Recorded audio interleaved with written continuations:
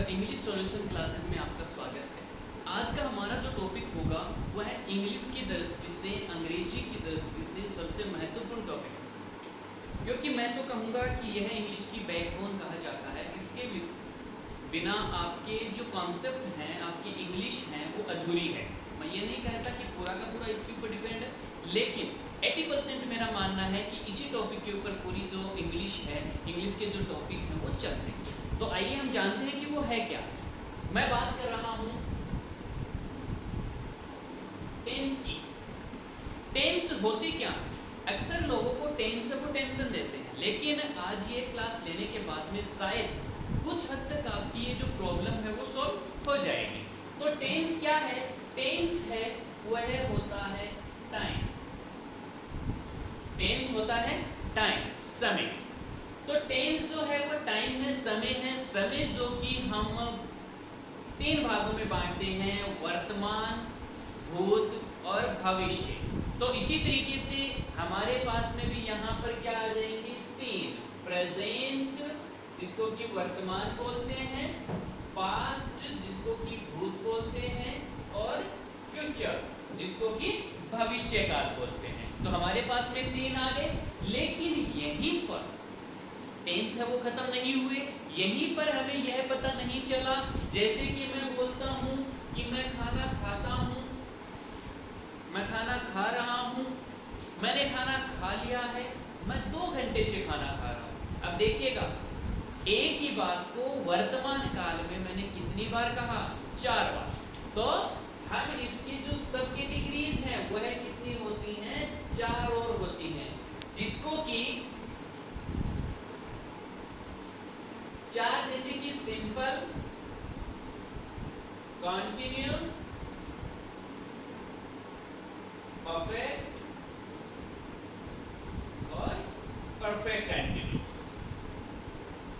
और perfect continuous. तो इस प्रकार से हमारे पास में 4 इसकी सब कैटेगरीज और आ गई। इसी तरीके से पास्ट की हो जाएंगी, इसी तरीके से फ्यूचर की हो जाएंगी। अब हमारे पास में ओवरऑल टेंसेस की संख्या कितनी हो गई? 12। अब हमारे पास में ओवरऑल टेंसेस की संख्या कितनी हो गई? 12। अब देखिएगा कि ये 12 किस प्रकार से होगी, क्योंकि 4 हैं, 4 8, 4 12, 4 4 सभी के कॉन्सेप्ट होते हैं। अब देखिएगा कि जैसे कि मैंने एक एग्जांपल के तौर पे बता दूं कि इन चारों को कैसे रखना है। जैसे कि मैं बोलता हूं कि मैं खेलता हूं, तो मैं बोलूंगा कि मैं खेलता हूं। एक ये हो गया, वर्तमान की बात है। फिर वही बात है, वर्तमान में ही मैं बोल रहा हूँ कि खेल रहा हूँ, तो कंटिन्यूअस की बात हो गई। एक हो गया कि मैंने खेल लिया है वर्तमान में, तो फिर परफेक्ट की। और फिर देखिएगा कि मैं 2 घंटे से खेल रहा हूँ, तो परफेक्ट कंटिन्यूअस। अब देखिएगा इन दोनों में डिफरेंस क्या है। इन दोनों में थोड़ा सा डिफरेंस है, वो देख लेना कि जहां पर मैं खेल रहा हूं यानी कि रहा हूं आ रहा है, लेकिन टाइम नहीं दिया हुआ होता तो वह कंटिन्यूअस है। और लेकिन मैं 2 घंटे से खेल रहा हूं तो है, लेकिन टाइम भी इसमें मेंशन है, तो यह हो जाएगा परफेक्ट कंटिन्यूअस। अब देखिएगा, टेंस को जानने से पहले हमें जो एक मेन चीज है वो जानना बहुत जरूरी है। उसके बिना मैं ये कहूंगा कि टेंस का कॉन्सेप्ट है वो आपका क्लियर नहीं हो पाएगा। तो वह चीज क्या है?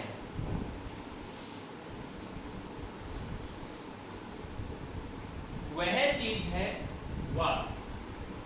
वह चीज है वर्ब्स। थोड़ी सी बात आपको बताना चाहूंगा कि इसको अक्षर लोग हैं वो बोलते हैं सर वर्ब। वेर है बैक वर्ब। हालांकि ये वर्ब नहीं होता है, इसको बोलते हैं वर्ब।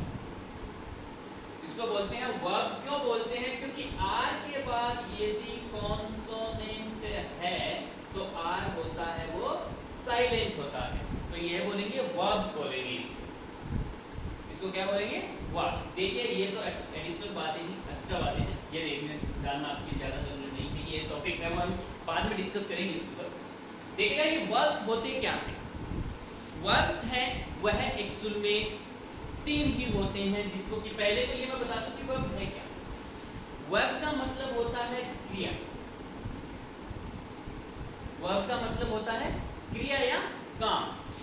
यानी कि हिंदी में सुना होगा कि जिस काम से करना या होना पाया जाता है वह क्रिया कहलाती है, काम कहलाता है। तो देखिएगा वही वर्ब है, यानी कि कोई काम है तो वह वर्ब है। यानी कि इंग्लिश में एक और इसको बोलते हैं action denoting words. Action denoting words यानी कि ऐसे शब्द जिससे किसी काम का करना होना पाया जाता है या फिर पता चलता है, वह क्या कहलाती है? वर्ब्स कहलाती है।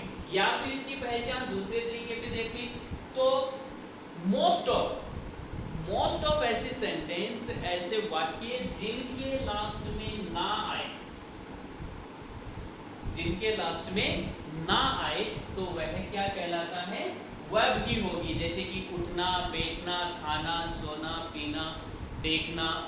ये मतलब मोस्ट ऑफ, मैंने ओवरऑल नहीं कहा है, मतलब कि सभी के साथ में नहीं कहा, मोस्ट ऑफ कहा है। अब देखो ये भी एग्जांपल के तौर पे देखूं कि सपना।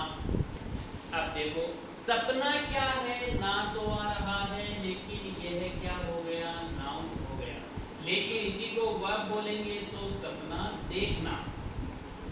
तो सपना देखना जो है वो क्या है? वर्ब है। सपना देखना क्या है? वर्ब है। अब चलिए हम बात करते हैं वर्ब की फॉर्म्स के बारे में कि वर्ब्स हैं वह कितनी फॉर्म्स होती हैं। तो हम बात करते हैं वर्ब्स। तो वर्ब्स को हमने दो कैटेगरीज में डिवाइड किया है। नंबर 1 मेन वर्ब और नंबर 2 ऑक्सिलरी वर्ब। तो मेन वर्ब ऐसा वर्ड या ऐसा शब्द जिससे किसी काम का करना मतलब जाहिर होता है तो वह इसकी मेन वर्ब है।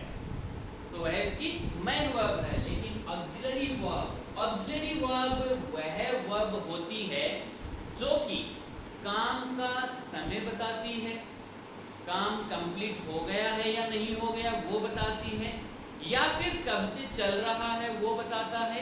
तो हम अमूमन तौर पर ऑक्सिलरी वर्ब, जिसको एक और भाषा में हम बोल सकते हैं कि हेल्प करने वाली, जिसको कि हम बोलते हैं हेल्पिंग वर्ब, तो ये भी होता है। यानी कि ये बहुत होती हैं, is, am, are, do, does, was, were, has, have, will, can, modal जो जितने भी होते हैं वो भी ऑक्सिलरी वर्ब में आते हैं। तो हम बात करेंगे सबसे पहले मेन वर्ब की कि मेन वर्ब क्या है। अब चलो हम आगे बढ़ते हैं।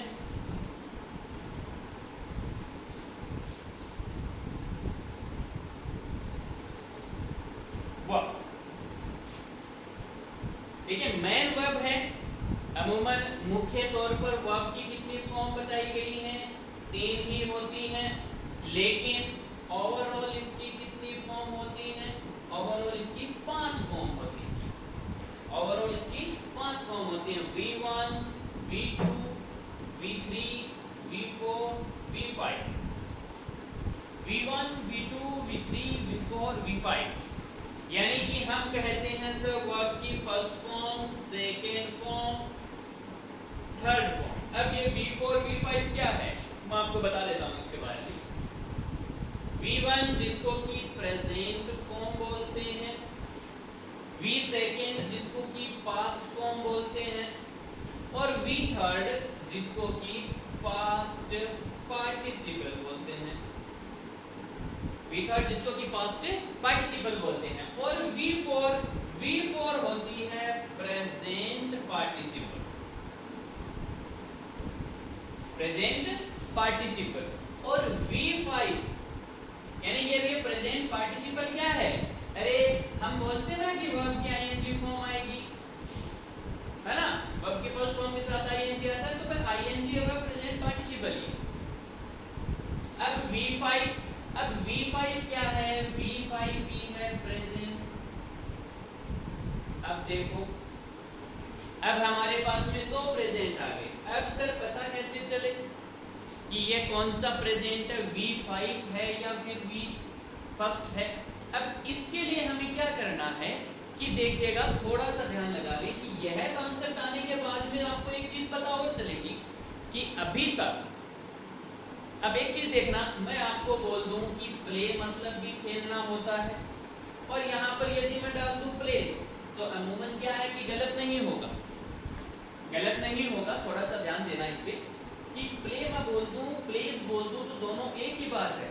लेकिन इससे एक चीज क्या समझ में आई कि सर सिर्फ नाउन ही सिंगुलर प्लूरल नहीं होते, वर्ब भी होती हैं। नाउन ही सिंगुलर प्लूरल नहीं होते, वर्ब भी सिंगुलर प्लूरल होती हैं, लेकिन इसमें उल्टा होता है। देखिएगा, नाउन के साथ में जैसे कि मैं बोलूं बॉय, तो इसके साथ में मैंने लगा दिया एस, तो ये क्या बन गया, बॉय सिंगुलर है, प्लूरल बन गया। लेकिन वर्ब के साथ में ये क्या होगा, उल्टा होता है। वर्ब के साथ में क्या होता है, उल्टा होता है, जिसके साथ में जिसके साथ में एस लगता है या ईएस लगता है वह सिंगुलर फॉर्म होती है और यह प्लूरल होती है, ये याद रखना। तो इससे कॉन्सेप्ट ये समझ में आया कि V5 में वह फॉर्म रखते हैं जिसके साथ में एस या ईएस लगता है। तो इस तरीके से हमारे पास में कितनी फॉर्म हो गई, 5 फॉर्म हो गई। एस या ईएस लगने वाली भी फॉर्म है वह आ गई, तो मतलब कि वर्ब की फर्स्ट फॉर्म के साथ में एस या ईएस लगता है, तो यह आ गई वर्ब की फर्स्ट फॉर्म। अब देखिएगा आगे चलते हैं टेंस पे। ये था वर्ब्स के बारे में, इतना कॉन्सेप्ट आपको क्लियर करना जरूरी था कि कॉन्सेप्ट आपके क्लियर हो जाए कि वर्ब है, फॉर्म कितनी होती हैं, क्या क्या बोलते हैं। क्योंकि अक्सर मैंने अपने कैरियर में यही सुना है कि सब वर्ब की 3 फॉर्म होती हैं, फर्स्ट, सेकंड, थर्ड। अब उनको ये भी नहीं पता होता है कुछ एक स्टूडेंट को कि सर फर्स्ट क्या होता है, सेकंड क्या होता है, थर्ड क्या होता है। तो फर्स्ट, सेकंड, थर्ड जिसको कि इंग्लिश में बोलना भी नहीं आता है, तो यहाँ से देख लीजिएगा।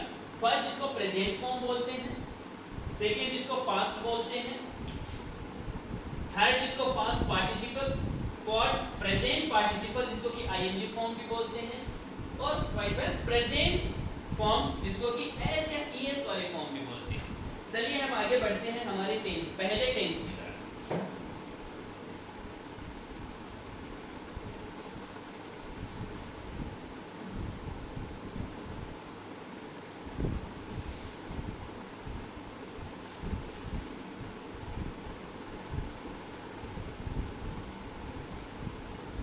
पहले टेंस की तरफ हमने बढ़ लिया, यानी कि प्रेजेंट टेंस। अब देखिएगा, अब प्रेजेंट टेंस के बारे में बताने से पहले मैं आपको छोटी सी बात ये बता देता हूँ कि अब ये वर्तमान में काम तो कर रहे हैं।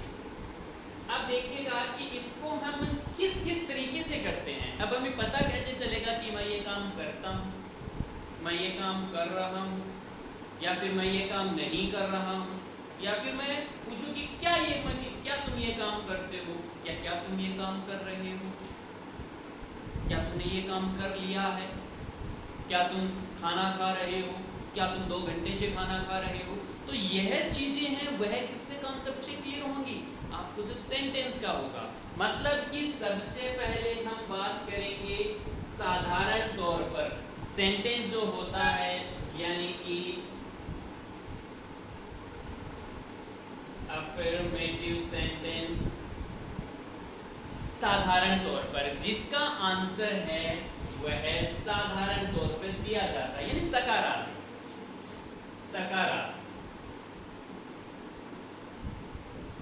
तो हम सबसे पहले बात करेंगे सकारात्मक सेंटेंस की, यानी कि एशरेटिव भी जिसको बोलते हैं, अफर्मेटिव भी जिसको बोलते हैं। तो अब इससे कॉन्सेप्ट से क्लियर होता है कि मतलब सबसे पहले हम क्या करेंगे, अफर्मेटिव का यूज करेंगे।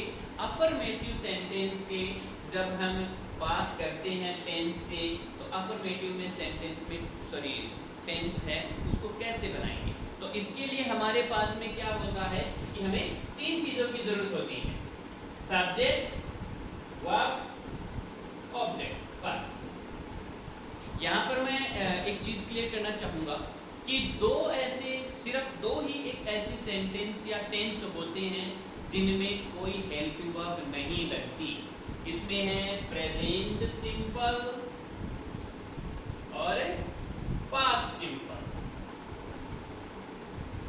और पास्ट सिंपल।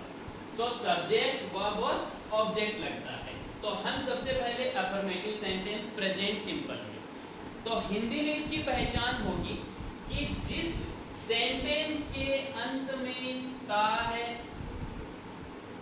ती है, ते है आदि शब्द आते हो, तो वह जो सेंटेंस होगा वह प्रेजेंट सिंपल का होगा और एसेरेटिव होगा। प्रेजेंट सिंपल का होगा और जिसमें यदि कोई नेगेटिव यानी नहीं आ रहा है, क्वेश्चन मार्क नहीं आ रहा है, देखिए सिंपल तौर पे समझ लें, सेंटेंस है जिसमें लास्ट में ता है, ती है तो आ रहा है, लेकिन कोई क्वेश्चन मार्क नहीं है, कोई नकारात्मक नहीं है, ठीक है, या फिर कोई क्वेश्चन मार्क या नकारात्मक दोनों नहीं है, तो इसमें अकॉर्डिंग आप पता लगा सकते हो कि यह एसेरेटिव है। और अब एसेरेटिव का जो मैंने स्ट्रक्चर बताया है वो क्या बताया है, सब्जेक्ट रखोगे, सब्जेक्ट प्लस वर्ब की कौन सी फॉर्म, फर्स्ट फॉर्म, वर्ब की फर्स्ट फॉर्म या फिर वर्ब की फिफ्थ फॉर्म, V1 या V5, और फिर इसके बाद में लगा दोगे ऑब्जेक्ट। अब मैं कहूं कि राम आम खाता है, ये अपना एग्जाम्पल है, मान लो राम आम खाता है, ये अपना एग्जाम्पल आया कि राम आम खाता है। तो अब देखिएगा कि सब्जेक्ट क्या होता है, सबसे पहले इसके बारे में जान लो कि सब्जेक्ट होता क्या है।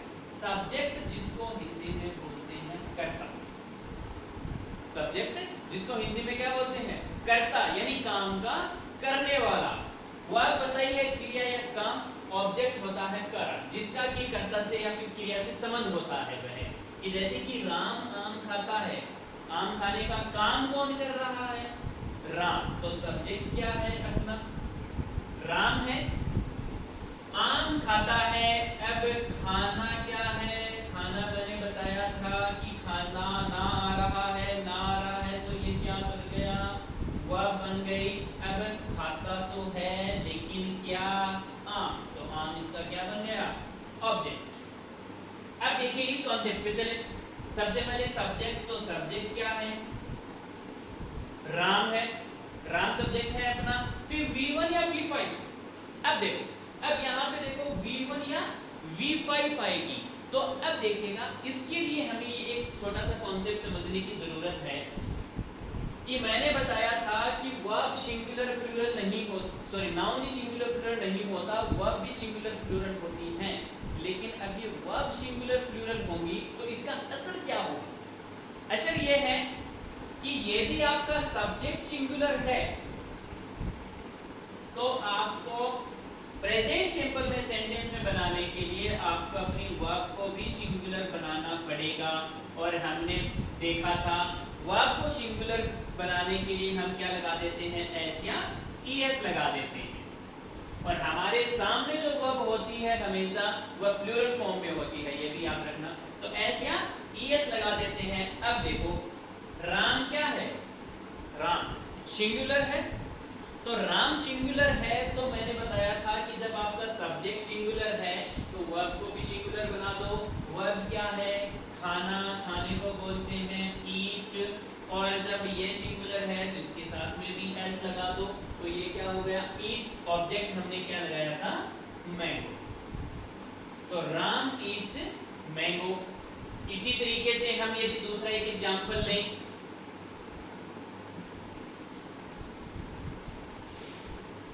वह दौड़ता है,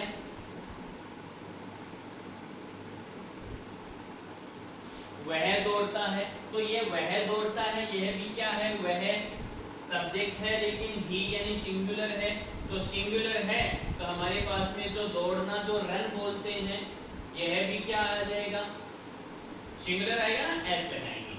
अब देखें ही रन्स, तो वह दौड़ता है। इसी तरीके से प्लूरल में यदि हम रखें कि वे दौड़ते हैं, वे दौड़ते हैं, वे दौड़ते हैं मतलब कि दे रन। तो ये था कि मतलब कि प्रेजेंट सिंपल में सकारात्मक या अफर्मेटिव सेंटेंस को किस तरीके से बनाएं। तो आज के लिए इतना ही दोस्तों। कल फिर हम इसके नेगेटिव में, इंटेरोगेटिव में भी पूछेंगे, उसके बारे में भी पता चलेगा कि कैसे किस प्रकार से सेंटेंस है वो नकारात्मक बनते हैं और किस प्रकार से इंटेरोगेटिव यानी कि क्वेश्चन किस प्रकार से पूछे जाते हैं या किस प्रकार से इसके क्वेश्चन है वो बनाए जाते हैं। आज के लिए इतना ही। और यदि हमारा ये कॉन्सेप्ट समझ में आए इंग्लिश का, तो हमारे चैनल को इंग्लिश सॉल्यूशन को सब्सक्राइब करें, लाइक करें और शेयर करें। धन्यवाद।